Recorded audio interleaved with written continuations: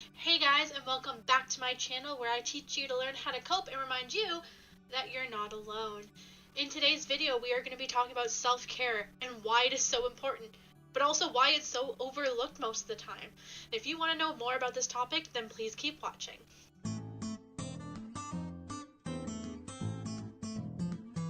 Before we get into today's video, I just want to remind everyone that I do a lot of emotional support on my social medias. I do one-on-one support for people who need it. So if you ever need someone to listen to you judgment-free, please don't hesitate to reach out for me. I know that we are strong alone, but together we are stronger. So if you need someone, please do not hesitate to reach out for help. As I was recording that last part, I actually had someone message me saying that they didn't want to bother me with their issues. And I just want to remind you guys that there is no such thing as bothering me with your issues. I'm here to support you, and I'm here to listen to you. So please don't hesitate to reach out.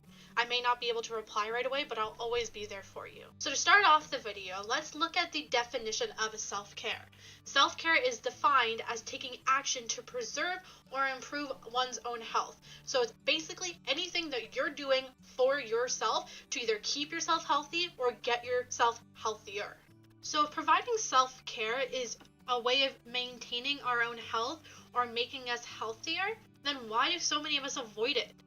Well, I know I sometimes feel selfish when I perform self-care, and I know I'm not alone in this thought process. You're taking the time for yourself that you could be giving to supporting someone else. That's selfish, isn't it? No, it is not selfish. Why is it not selfish?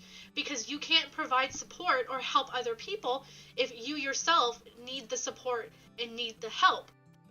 You can't help someone when you don't have what you need for yourself. It's like a car. I like using the car analogy. You put gas into the car so the car can then move. When the car is out of that gas, it can't move anymore. It's the same for yourself. If you don't have what you need to keep going, you're eventually going to shut down, get run down, and not be able to do your day-to-day activities anymore. Another thing that a good friend of mine shared with me recently is that we're far more likely to cut corners when providing care for ourselves than care for a loved one. So what you can do is take yourself away from the equation and pretend that the way you're providing care for yourself is the way that you would provide care for a loved one.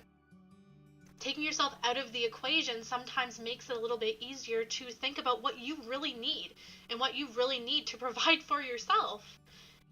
You wouldn't cut corners when you're providing care for a sick loved one, so why are you cutting corners when you're providing care for yourself?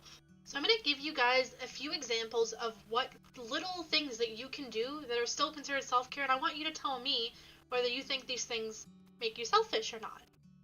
So one is having a shower, providing yourself basic hygiene, brushing your teeth, having a bath, cooking yourself a nice meal, taking yourself out for a meal, getting a haircut, doing your nails.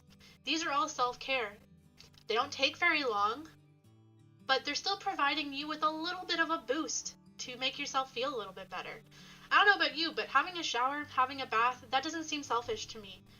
You don't have to do something extremely extravagant to be considered self-care. As long as you are doing something that makes yourself feel better, that's self-care, and that's really all you need.